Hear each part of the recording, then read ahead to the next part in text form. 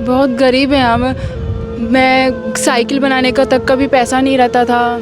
आप समझ पाए होंगे वेल्डिंग के बाद को मैंने कोड क्यों किया था। जब उनकी रिपोर्टिंग करते हैं तो वो कुछ बच्चे जो तैराक हैं वो तालाब में तैर रहे हैं, कुछ बच्चे जो रनिंग कर रहे हैं उनके पास जूते नहीं हैं। पाले तो बहुत गरीबी में पाले हैं, ऐसा नहीं है, लेकिन ये बड़ा इसमें से 12 लड़कियों का सिलेक्शन है, जिसमें मैं छत्तीसगढ़ से सोनम, मेरा भी सिलेक्शन हुआ। आप समझ पाए होंगे वेल्डिंग के बाद को मैंने कोड क्यों किया था। जब उनकी रिपोर्टिंग करते हैं तो वो कुछ बच्चे जो तैराक हैं वो तालाब में तैर रहे हैं, कुछ बच्चे जो रनिंग कर रहे हैं उनके पास जूते नहीं हैं। मजबूरी और उम्मीदों के बीच एक वेल्डिंग अगर कर दी जाए और वो वेल्डिंग प्यार की हो तो लोगों की इच्छाएं आगे बढ़ती जाती हैं और लोग भी आगे बढ़ते जाते हैं। अब आप सोचेंगे कि मैं वेल्डिंग की बात क्यों कर रहा हूँ। वेल्डिंग पे आऊँगा और वेल्डिंग की पूरी कहानी भी बताएंगे। और मैं इस वक्त आपको मिलाने जा रहा हूँ सोनम शर्मा से। सोनम शर्मा के बारे में बता दूँ कि ये हमारे भिलाई की हैं, छत्तीसगढ़ का भिलाई, स्टील सिटी भिलाई, वहाँ से हैं। और इन्होंने नेट बॉल में अपना परफॉर्मेंस दिया है और इंडिया टीम से खेल कर आई हैं। हालांकि इंडिया टीम की जो पायदान है वो 5वें नंबर पे लगी। इनका पूरा सफ़र इन्हीं से जानते हैं। बताना सोनम, कैसे नेट बॉल से जुड़े और कैसे आज तक जो पहुँचे उसका सफ़र। मैं बहुत मिडिल क्लास से घर की हूँ, बहुत गरीब हूँ। मेरे घर वाले मुझे बहुत पाल पोस के बड़ा किए हैं।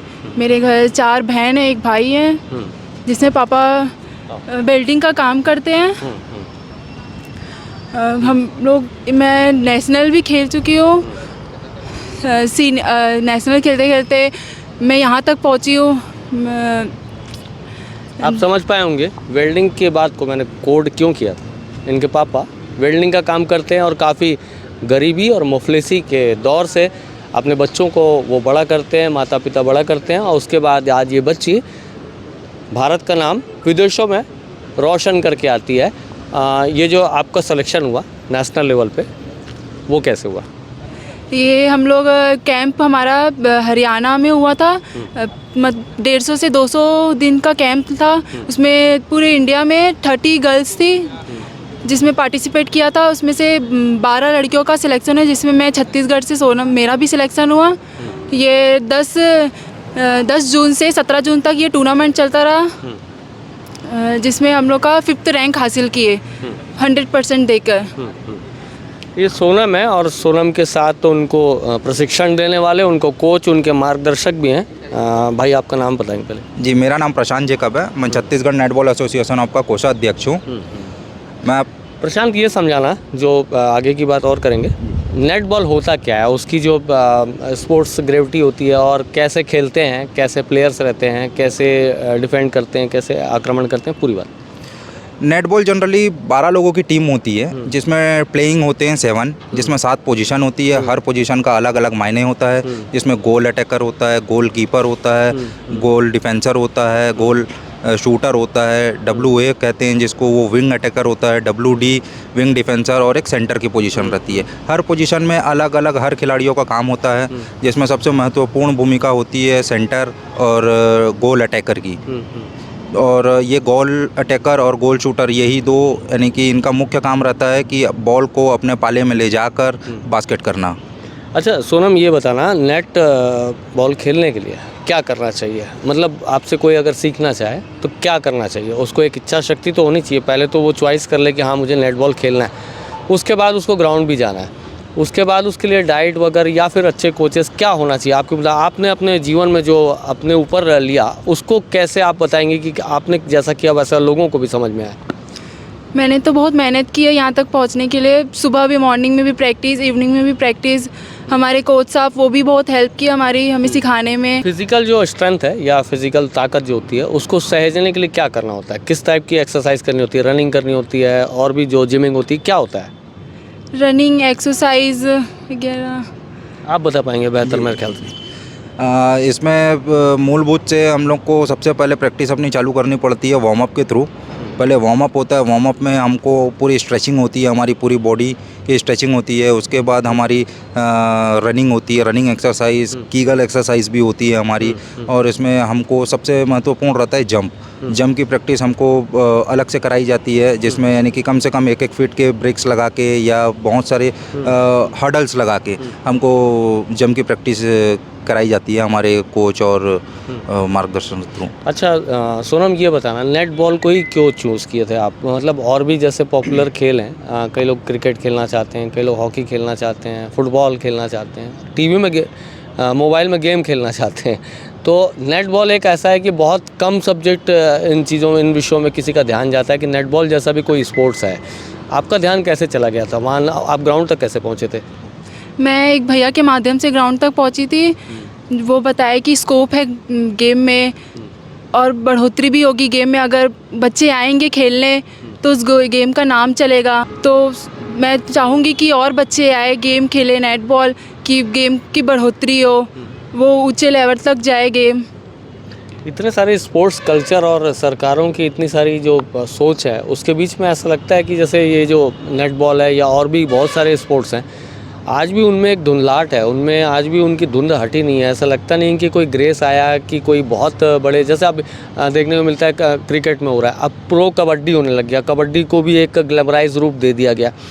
और इस तरह से और भी स्पोर्ट्स हैं जहाँ बच्चे मेहनत कर रहे हैं। अभी एक खेल गाँव है यहाँ पुरई में, जहाँ से बच्चे इतने एबिलिटी रखते हैं कि वो ओलंपिक तक खेल सकते हैं। लेकिन आज भी हम जब उनकी रिपोर्टिंग करते हैं तो वो कुछ बच्चे जो तैराक हैं वो तालाब में तैर रहे हैं, कुछ बच्चे जो रनिंग कर रहे हैं उनके पास जूते नहीं हैं। तो आज इस स्थिति को देखते हो तो क्या कहते हो?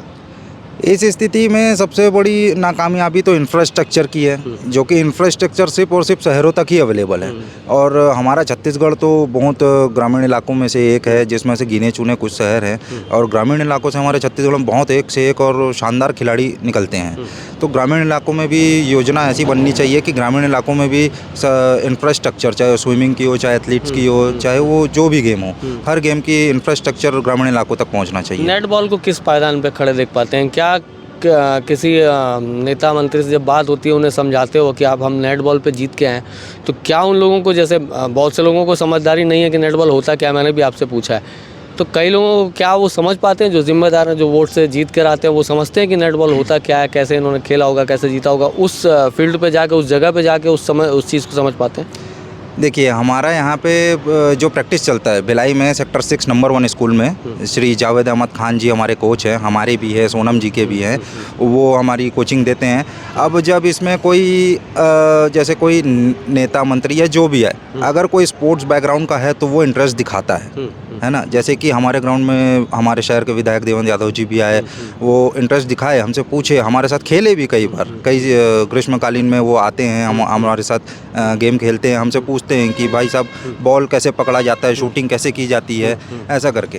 तो हाँ, कुछ हैं मान्यवर लोग जो इंटरेस्ट लेते हैं, जिनके वजह से आज के डेट में जो छोटे मोटे खेल हैं, इवन यानी कि जो बड़े हॉकी, फुटबॉल, बास्केटबॉल, क्रिकेट, ये सब को छोड़ के कुछ हैं ऐसे लोग जो हमारे शहर में छोटे मोटे गेमों को भी आगे बढ़ाने की पूरी कोशिश करते रहते हैं। आप बताना, जैसे बचपन में पापा जैसे बहुत उम्मीदों से आपको पाले, मम्मी भी बहुत, मैं देख रहा था अभी बातचीत हो रही थी उनसे, बहुत सीधी गृहिणी है, तो ऐसे कंडीशन में जब बोलना चाहिए कि गरीबी का दिन, आपने बताया कि गरीबी का दिन है और खाने के लिए भी दिक्कत होती थी, उस बीच में किसी स्पोर्ट्स कल्चर को आजमाना, और उसके लिए खाना पीना भी लगेगा, डाइट प्लान भी लगेगा, आपको जहाँ आप कोचिंग करने जाएंगे वहाँ की फ़ीस भी लगेगी, आपको फिर अपने वाहन से या अपने संसाधन से जाना है तो पेट्रोल गाड़ी का खर्चा, ये सब भी तो ये सब मैनेज कैसे कर पाए आप, और कैसे आप संघर्ष के साथ, क्या हुआ, पूरी कहानी बताइए।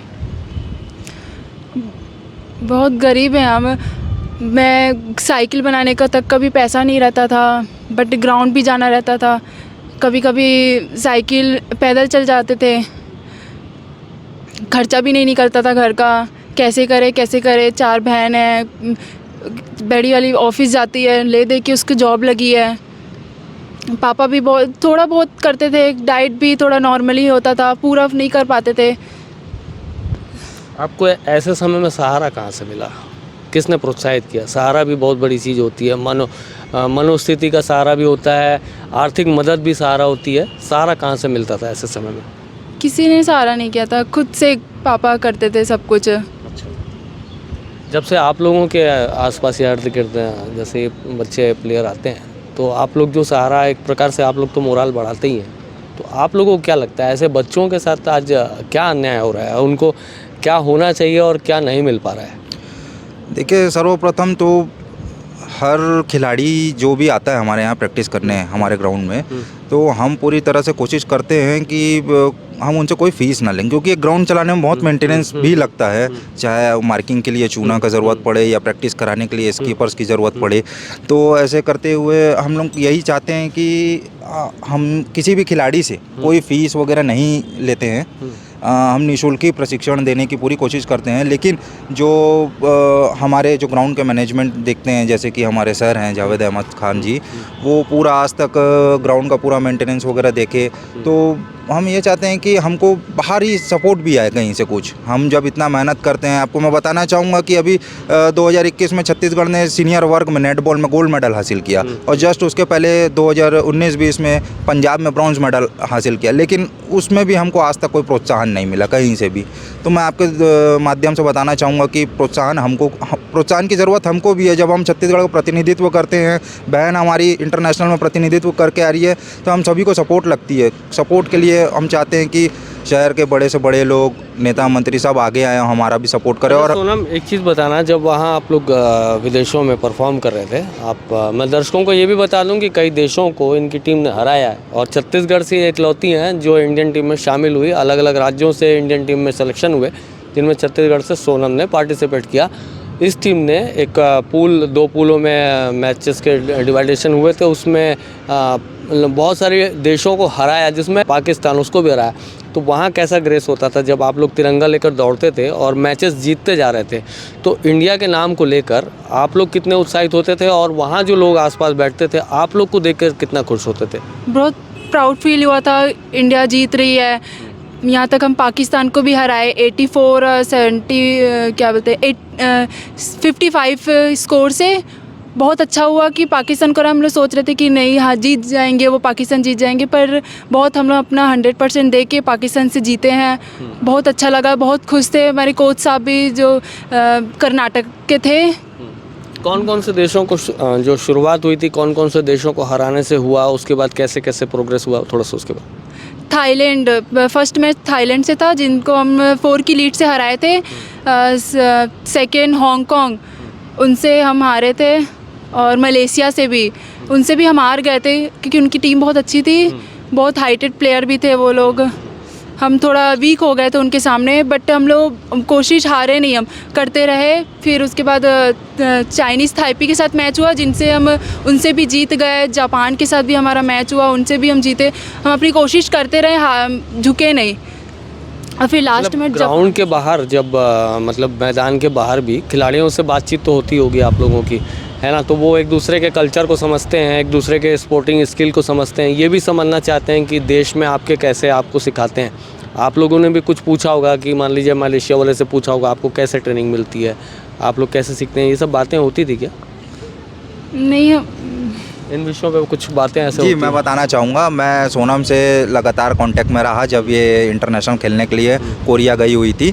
तो मैं इनका मूवमेंट मैं समझ सकता हूँ, हालांकि अभी ये बहुत छोटी है, लेकिन मैं आपको बताना चाहूँगा कि एक ऐसा प्राउड मोमेंट होता है स्टेडियम में जब आप अपने देश के लिए खेलो, तो एक इतना बहुत प्राउड मोमेंट होता है कि वो एक्सप्रेस करना बहुत मुश्किल है, बहुत मुश्किल होता है।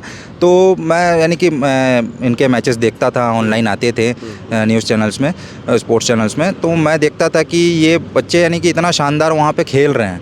भले अब खेल है, हारना जीतना तो लगे रहता है, एक मैच लूज़ होता है कोई ना कोई, तो लेकिन वहाँ पे जब ये जीतते थे और तिरंगा लेके जब पूरे स्टेडियम में घूमते थे, तो इनका जो मोरल होता था वो यानी कि वहाँ पे भूख प्यास सब एक तरफ और जीत की खुशी एक तरफ होती थी, है ना। और दूसरी चीज़, इनका प्रैक्टिस और इनका मेहनत जो ये यहाँ कोचिंग कैंप में हासिल किए हैं, मैं बताना चाहूँगा आपको, इनके जो इंटरनेशनल कोच रहे कर्नाटक के श्री गिरीश गौड़ा जी थे, वो उनके मार्गदर्शन में और उनके कोचिंग में इन्होंने भारत का प्रतिनिधित्व कोरिया में किया है, और बहुत ही शानदार तरीके से इन लोगों ने अपना परफॉर्मेंस दिया है। और जैसे कि पाकिस्तान के साथ हमारा जो है कि हम जनरली पाकिस्तान के feel साथ करते हैं, पाकिस्तान के उसके साथ मैच हो खेलना- जाए तो प्राउड होता जी है, जी, पाकिस्तान के साथ मैच खेलना एक अलग ही मूवमेंट होता है और जीतने का अलग ही प्राउड होता और है। जीतने का अलग ही प्राउड होता है ना। तो वो मैच इतना शानदार था कि मैं यहाँ पे वो 1.5 घंटे का मैच मोबाइल में देख रहा था। मैं अपनी गाड़ी को आधे रास्ते में अपने घर आ रहा था, आधे रास्ते में गाड़ी रोक के जब इनका मैच चालू हुआ, मैं 1.5 घंटे तक गाड़ी में अपने इनका मैच लगा के देखता रह गया। और मेरे को बिल्कुल किसी भी चीज़ का, जब मैं इनका मैच देख रहा था तो मेरे को किसी भी कुछ माइंड में कोई टेंशन आ ही नहीं रही थी। सिर्फ बच्चे जीते हैं, बच्चे खेलें अच्छे से। बेटा और कहाँ तक आगे, और क्या सोचते हो, कहाँ तक बढ़ना है आगे, और क्या कैसी उम्मीदें हैं आपको अपने स्पोर्टिंग स्किल को लेकर? सरकारों से क्या कहना चाहती हो, पूरी बात? मैं भी और खेलना चाहती हूँ। सीनियर भी, अभी ये जूनियर लेवल था, मैं सीनियर लेवल तक भी जाना चाहती हूँ। बट ये बोलना चाहूँगी सरकार को कि थोड़ी बहुत हेल्प करें हमारी, क्योंकि हम आने जाने का खुद करते हैं, खुद लगाते हैं पैसा। तो मैं चाहूँगी कि वो भी हमारी हेल्प करे, वो भी देखे कि इंडिया के लिए हम बच्चे खेल रहे हैं, तो उनको भी सोचना चाहिए कि कुछ बच्चे के लिए करें। ये भारत की बेटी है और हम इनके जज्बे को हम प्रणाम करते हैं, और ये हमारे भाई हैं जो इनको सहारा दे रहे हैं, मतलब एक बड़े भाई के नाते, और इनके फेडरेशन इनको सहारा दे रहा है। आप मेरे पीछे ये भिलाई स्टील प्लांट देख पा रहे होंगे, ये भिलाई स्टील प्लांट, और इसी के नाम से भिलाई की पहचान सबसे शुरुआती दौर पे हुई थी। और आज भी अगर हिंदुस्तान में कहीं भिलाई को जाना जाता है या पूछा जाता है तो कहते हैं कि भिलाई स्टील प्लांट आपके शहर में है, तो भिलाई स्टील प्लांट के नाम से भिलाई जाना जाता है। भिलाई एक कल्चर के नाम से और जाना जाता है, यहाँ जो एजुकेटेड बच्चे हैं, यहाँ जो पढ़ने वाले बच्चे हैं उनके नाम से, और यहाँ जो स्पोर्ट्स खेलते हैं वो भी अपने आप में कहीं ना कहीं लोहा है। और ये लोहा है, और इसका प्रमाण आपके सामने में है कि इनके पापा जी वेल्डिंग का काम करते हुए बहुत गरीबी से, बहुत मुफलिसी के दौर से इन्हें पाला पोसा बड़ा किया। अपने दम पे ये साइकिल उठाती हैं, ग्राउंड जाती हैं, वहाँ मेहनत करती हैं, मेहनत करके अपने लिए आगे के रास्ते बनाती हैं। रास्ते ऐसे बनते हैं कि ये विदेश जाती हैं, वहाँ से टूर्नामेंट जीत कर आती हैं और तिरंगे ऐसे हाथ में लेकर दौड़ती हैं। मेडल इनके गले पे आप देख पा रहे हैं। लेकिन सबसे दुर्भाग्यजनक स्थितियाँ ये है, जिस ग्राउंड पे मैं खड़े होकर रिपोर्टिंग कर रहा हूँ, उस ग्राउंड को बहुत दिनों से बनाया गया है लेकिन बनाया नहीं गया है। इनको खेलने के लिए जगह नहीं है, इनको सरकार की ओर से प्रोत्साहन नहीं है। तो ये बातें ये शायद खुल कर ना कह सकें, हम पत्रकार हैं, हम खुल कर कह सकते हैं। ऐसे बच्चे अपनी मेहनत, अपने दम और अपनी नेमत के आगे बढ़ते हैं, सरकारों से कोई प्रोत्साहन नहीं मिलता। बेटी के बारे में बताइए कि बेटी शुरू से कैसी थी और कैसे आपने बड़ा किया? और बहुत अच्छी थी, बहुत मेहनत करी है ना। हम यही चाहते हैं कि हमारी बेटी आगे बढ़े, कुछ करे, अपने पैर पर खड़ा हो। अब पाले तो बहुत गरीबी में पाले, ऐसा नहीं है, लेकिन ये बड़ा अब यही है कि कुछ करे तो हमको भी अच्छा लगे। अब सरकार थोड़ा सा प्रोत्साहन करेगी तो बच्चे और आगे बढ़ेंगे, तो माँ बाप का भी मन ये होगा। बहुत गरीबी से तो पाले हैं, लेकिन अब बच्चे मेहनत कर रहे हैं, तो हम चाहते हैं सरकार उनको कुछ माने हेल्प करे, मदद करे, आगे बढ़ाए कि हमारे बच्चे अपने पैर पे खड़े हो जाए। इन विषयों को सरकार को ज़रा सोचना चाहिए। तो आगे ये जो बच्चे हैं, इनके जज्बे को आप भी प्रणाम कर सकते हैं, और आप भी इन बच्चों के प्रोत्साहन के लिए लिख सकते हैं। आप इनकी वीडियोस देखिए, इनके स्पोर्ट्स को देखिए, नेटबॉल को समझिए, इन लोगों की तकलीफ़ों को समझिए। इस वीडियो को आगे बढ़ाइएगा ताकि ज़्यादा से ज़्यादा लोगों तक पहुँचे। और कमेंट बॉक्स आपका है, ज़रूर राय रखिएगा। चैनल को केपी न्यूज़ को सब्सक्राइब करिएगा ताकि ऐसी वीडियोस हम आप तक लगातार पहुंचाते रहें। न्यू वीडियोस के अपडेट पाने के लिए सब्सक्राइब करें केपी न्यूज़ को और बेल आइकन को दबाएं।